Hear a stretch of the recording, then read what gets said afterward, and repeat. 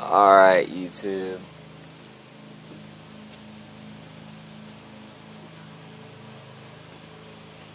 In a bunch of my unboxing videos, I've said that I was going to do a review of the Matrix custom Lipo-Ready X36C, and I'm finally getting around to it. So, if you just watched my Extreme Fire unboxing video, which will probably be uploaded right before this one, I said I might be selling this gun to get a Emerix Heckler & Koch S&T version of it with the quick change spring guide, so I can upgrade the internals easier and faster and that kind of thing. Anyway, here's the gun itself. The body is made from a polymer, like the real steel version of the gun. It does feel pretty high quality, however I wouldn't want to drop it purely for the sake of the plastic outer barrel up front. And yeah, actually, that's about it. It does feel very solid. There's no body wobble pretty much at all. The stock does not wobble at all when it's fully extended. As with all G36s, it can go in. There's no like clip that holds it on. I'm not really sure how to say it, but like there's this little piece that sticks out here that it just sort of pops onto. It's not click where you have to hit a button to unlock it, and that does hold it very securely. I mean, it's no problem to pull it back out, but it's not like it's gonna fall off in a skirmish or anything. So that's good. The stock butt pad does have rubber on it, but it doesn't stay on perfectly. It's not going to fall off if you have it against your shoulder, but it doesn't stay on very tightly. So, I mean, you could, I guess, glue it on or use some double-sided tape to help hold it on better. But from what I've done, I haven't done any skirmishes with this gun yet, but I doubt it'll fall off.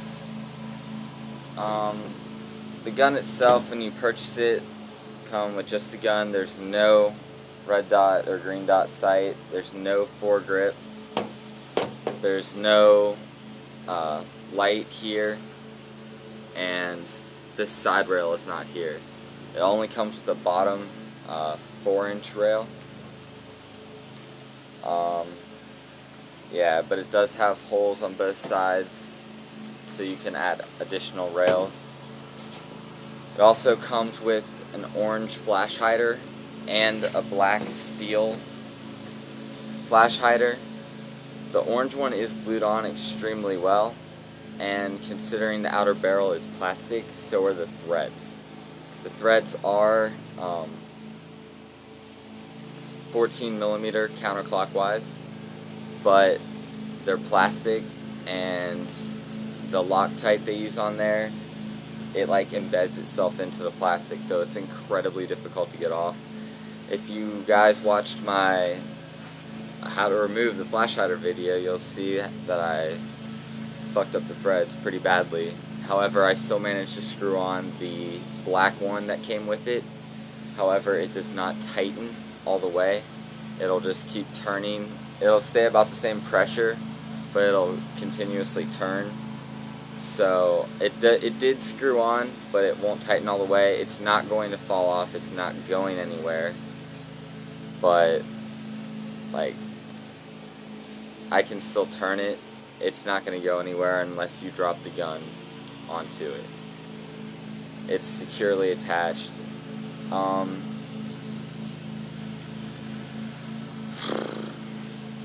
Out of the box, this gun shoots roughly, mine shot about 410 with .2s after about 60 to 70 shots or so though. It dropped down. It now shoots. By the way, I should say the only thing I've replaced in here is the hop-up bucking, chamber, and nub. All the other parts are completely stock. I do have the metal. It shows up blue on evike's website, but it's red when I got mine. It's a metal chamber. It didn't come with any extra hop-up parts, so I did have to use the stock plastic hop-up pieces with it. But yeah, the only pieces I upgraded in this gun are the hop-up chamber, which is now metal, and I put in a Mad Bull Shark 60-degree hop-up bucking, and I put in the H-nub spacer. However, that spacer doesn't fit in perfectly with the little arm that pushes it down, so that may have to be changed. It doesn't, I mean, the hop-up works alright. It's not great because the H-nub spacer doesn't fit in there perfectly. But if I do sell this gun, I will include the original nub that came with the gun that you can easily put in there. The original hop-up I may include. I either cracked that one or I cracked the one for the AUG, the AUG. But if I didn't crack, actually I'll just include it. Even if it is the one I cracked, getting it off, I'll still include the original hop-up chamber. And I will include the original nub if I decide to sell it. But like I said, the flashlight foregrip, this side rail that I did put on, and this red green dot sight I will not include if I do decide to sell it. Moving on, like I said, the body is polymer. You got a charging handle that moves out to either side. You can pull it back. The hop-up can only be seen on the right side of the gun, and if you push it back with the handle in the middle, you can push it down all the way back to keep it open. And in there you can adjust your hop-up. It is ambidextrous in terms of the fire safety selector switch. There's safe, semi, and full.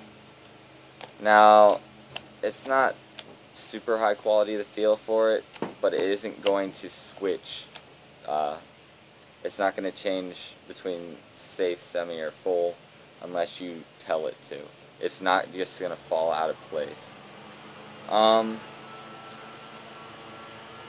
There are sling points on the gun.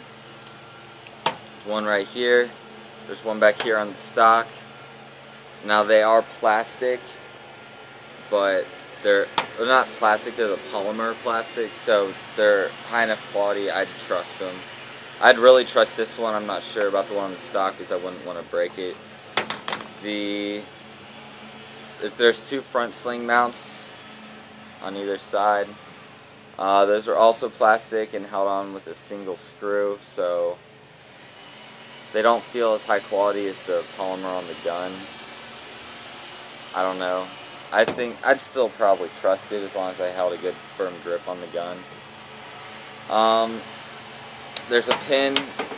Actually, I'm not going to get too much into breakdown, but there's a pin here. You can pull out the mag well, put in the M16 or M4 mag well, so you can use one of those magazines. However, I stick with the stock one purely just because that's what makes it a G36. The magazine is so different from all the other ones, but you can change it if you want. I do have a King Arms mid cap in here right now. It holds like 110 rounds. If you decide to use a mid cap, which I highly suggest you do, I will include the stock high cap if I sell this, which worked pretty well. Didn't have too many problems with it. However, since I changed the hop-up bucking and the chamber and stuff because it was putting out 2 BBs at a time. When I used a mid cap, and it only worked fine with the high cap, and I wanted mid caps to bring to skirmishes.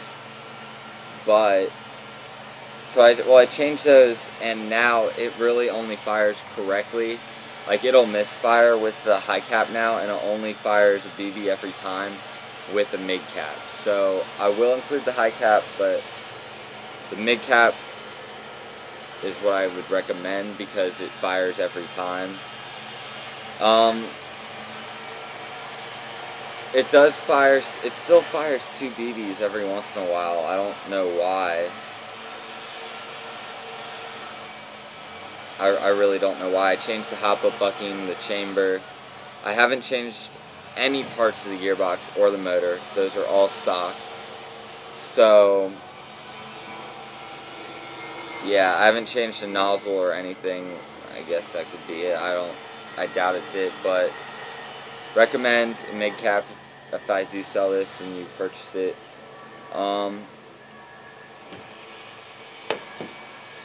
I love the feel of this gun. There's not much in terms of wording on it, like almost none at all. Actually, there is none. It does come with a couple made in Japan stickers on it when you first get it, but those are easy to get off. This little spot here where you normally see etchings, little square here, is blank. Trigger feels alright. This gun is definitely not Lipo ready. However, I have been using a 7.4 volt Lipo in it, and it seems to be working just fine. I've only put a couple thousand rounds to the gun total. Probably about 2,000 max.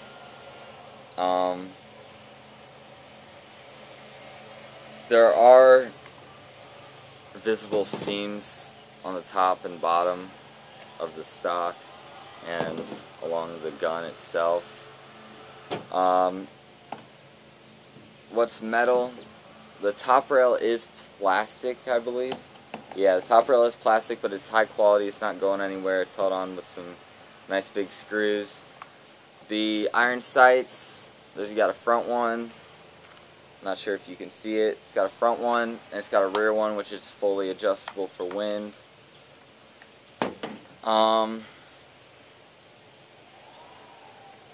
The motor is very high torque, the stock motor. It double cycles, like I said, with the stock spring, which now shoots about 385 to 390 with .2s, which is about the same as it was with the old bucking. And it shoots about exactly 350 with .25s and 385 to 390, like 393 with .2s. So, strong spring in there. This was the 400 FPS model. The bottom rail down here is metal. That's one of the only metal parts of this gun. The pin to pull for the battery cover, the foregrip, is metal, so is this pin, this pin. The screws are all metal. You don't really have to go into detail about that. I do already have a chrono test video of this gun up on YouTube, so I'm not going to do a chrono in this review. I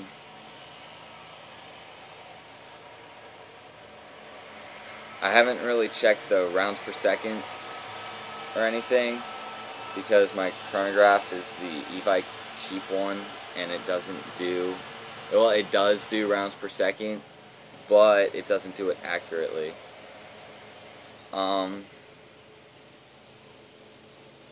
This gun, it doesn't weigh very much. I think it says on Evike's site how much it weighs. It's definitely skirmishable. Feels great to hold. Very comfortable. Gun, like I said, feels high quality. I will do a couple fires of it right now, though. Right now I have a fully charged 7.4 1600 milliamp hour Lipo in it. And yeah.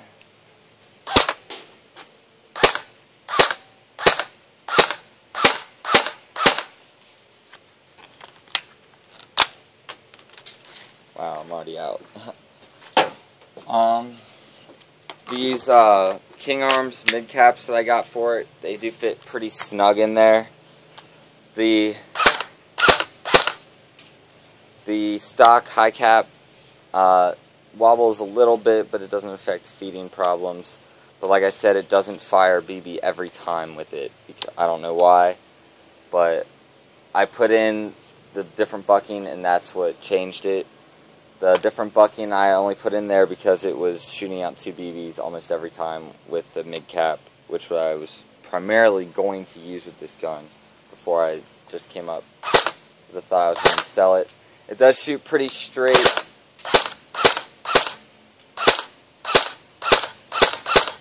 And the hop up does work very well the way it is now, set to .25s.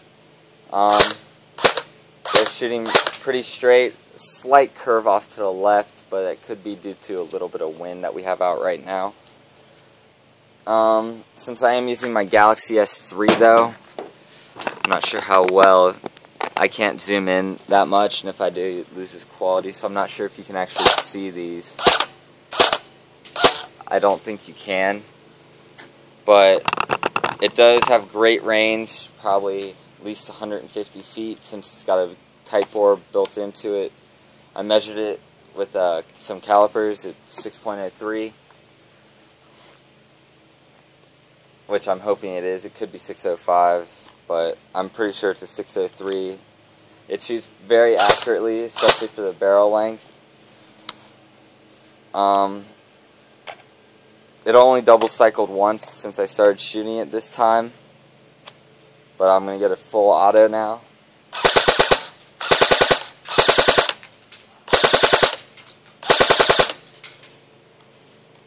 Grouping is very tight, even at probably 75 feet out where I'm shooting.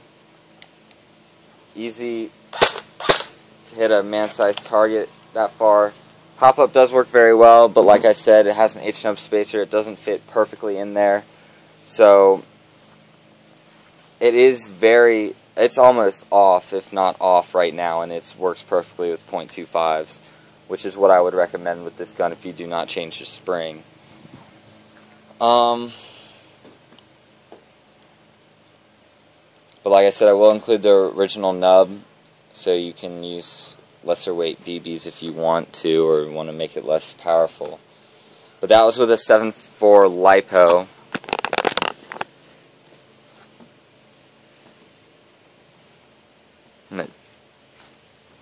Geez, 17 minutes. 18 minutes now. Okay. However, most of you are probably going to use, or what I would recommend, is either 7.4 Lipo or an 8.4 mini. This is a JG Works 8.4 1100 milliamp hour mini battery. It's a crappy battery, to be honest with you. I got it with the JG AUG. You can hear that, it's a metal pin. That pin is slightly loose. It can come out pretty easily when you hit it. However, I have not had it fall out on me, and you can buy extra pins on evike or Airsoft GI, wherever, for just a couple dollars. So that's not too big of a deal if you have to change it. I haven't had it fall off unexpectedly for me, so it's probably not going to fall out on you. If it does, this stays on well enough. The back pins are extremely hard to get off. They fit extremely well. Basically, you're going to remove the front body pin up front, pull this off, and it comes out to the battery compartment here. I have heard you can fit a 9.6 nunchuck. I haven't tried it. I just got a little mini brick 7.4 Lipo or a mini 8.4, and the 8.4 is kind of tight already, so I'm not sure how well that 9.6 nunchuck would fit since I don't have one. But yeah, so as you can see here with my Lipo test, rate of fire isn't great, especially since the motor is definitely more on the torquey side instead of speed side.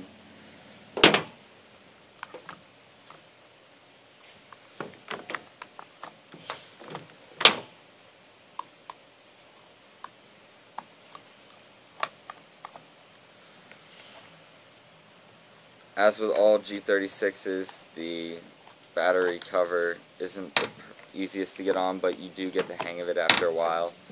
It does fit on pretty snug with either kind of battery, even more snug with the 8.4, so even if this pin were to fall out during a skirmish, it's probably not going to be a big deal. It probably will not fall off, especially, well, I don't know, it depends on what kind you're doing. If you're, I don't know, if it shouldn't fall out. What I'm saying is the pin should not fall out. However, if it does, this does fit pretty snug on there, so it's not like it's going to be a big deal. And the pin, I believe, only goes in. Or the pin can go in either side, whether you're left or right-handed. But yeah, I'll do a couple shots with a 8.4 mini now. Show you the difference in the rate of fire.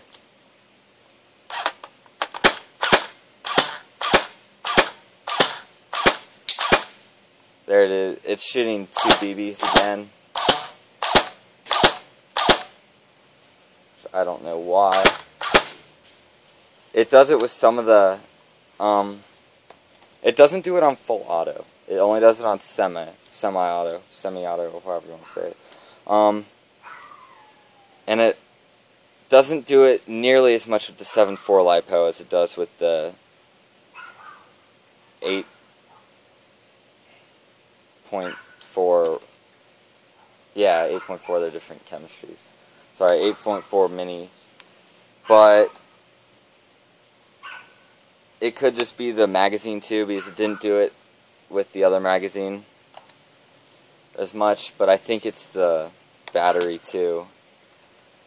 So this is probably just an easy fix. You probably just have to lube up the gearbox so that the nozzle moves faster or whatever. It's probably not too hard of a fix if you know how to take apart a gearbox, or even if you just take it somewhere to get fixed.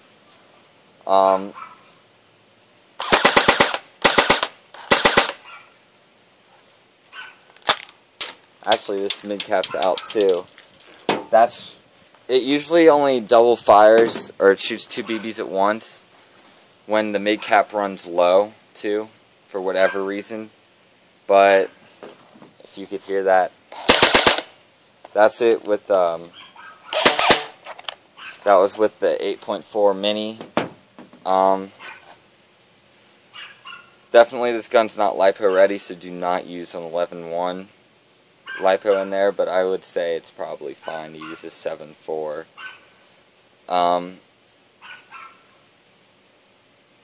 But yeah, if I decide to sell this gun, like I said, it won't come with the foregrip, the light, or the red dot sight, or this side rail, but it will come with its original high cap, and it will come with the black steel tip pre-installed. The orange one, as you may have seen in my other video, I kind of destroyed when I got it off. I would suggest not changing the front flash hider too often. Leave one on, just put one on, leave it on there. If you want to keep it on permanently, you can glue it on. You can buy extra outer barrel assemblies to get a new threads. Shit. To get new threads. Those aren't, I don't think they're too expensive. So, I mean, that's not too big of a deal. Since this isn't going to go anywhere, it's not going to fall off. And it looks fine with it. It's a G36 flash hider that came with the gun. So, it looks great to me. The only things wrong with the gun, like I said, it double cycles. Every once in a while, that's if you put an active braking MOSFET on there, or changed out the motor, something a little less torquey, and make a lighter spring or whatever, it shouldn't do that. There are a couple blemishes on the gun right here in the front and in the front on the side, right there. You don't really notice them, especially when you're using it. That's from when I used the saw to get the flash hider off, the orange one. But yeah, other than that, I love the feel of this gun. It's a great cheap gun. However, if you're going to use it in a skirmish, like I said, you may want to check out the gearbox. It doesn't sound like it's running bad or anything, but you may want to open it up, see what's going on in there. I would say amazing gun if you want a cheap thing, especially if you're looking to upgrade, and especially if you're going to use mid caps. So, recommend 7.4 Lipo to prevent two BBs coming out at a time. Mid cap magazine so that shoots a BB every time. And yeah, on semi-auto it sometimes double cycles from the high torque motor. But great feel to the gun, no wobble at all. Not much else I can say, especially if you're looking to upgrade a gun and you want a G36. I'd definitely say get this gun. If I do sell it, the more I keep saying it, the more I want to sell it and get the one with the quick change spring. I'm just kind of short on money. But if I do sell it, it will be for cheaper than on... You will have to pay extra for the shipping, but even with shipping, it'll be cheaper than if you bought it from Evike and used their coupon code on it. It'd probably be around 100 plus shipping or 110 plus shipping, considering I have put in a new, better bucking and a metal chamber, which weren't exactly cheap. So, and considering since I got the flash hider off, even though it wasn't the best job of it, I did get it off, which is something most people don't want to have to fool with. But those things are going to play a role in the price, so it may be only a little bit cheaper than Evike's site for it. Another thing I fixed on it, when I first got it and took it apart, I found one of the wires going back to the gearbox, probably about around in here-ish, had a slight tear in the silicone or the rubber surrounding the wire, so I put some electrical tape, some black electrical tape around that spot so that shouldn't cause any shortages. But yeah, amazing gun if you're looking especially to upgrade. It'll work great for backyard shooting. Distance, range, accuracy is all amazing for this gun. It's better than the JG I have, the AUG. If you use mid caps, it fires pretty well. It's not perfect, but what can you expect for such a cheap gun? So, I think I've repeated myself about 6 times now, so I'm just going to end this. If you have any questions, comment below. I'll try to get back to you. I usually don't have too many views on my videos, so I usually respond to comments and questions. But yeah, I haven't decided. I'll update the description with links to the chrono tests and stuff, and yeah, and I'll update the description if I'm going to sell it or not, and how you can pay me and contact me if you want to purchase this gun. I haven't fully made up my mind yet because I'm just kind of short on money, and yeah, I'm thinking at the moment I will sell this gun and get the other one, but that's not definite. So yeah, make sure to save this video to favorites or somewhere if you're looking to buy a gun, just in case I decide to update it to sell it. My ADHD is being pretty bad at the moment, so I think I covered a lot of this stuff that goes on in the gun. I think you can find videos of someone doing an internal review, like evike's video or something. The thing is, I bought the side rails, 2 mini side rails that are metal from evike, the non-branded ones, and the screws that come with those don't work. I can include it in the description if I remember to when I actually post this up, probably Monday, or upload it Monday.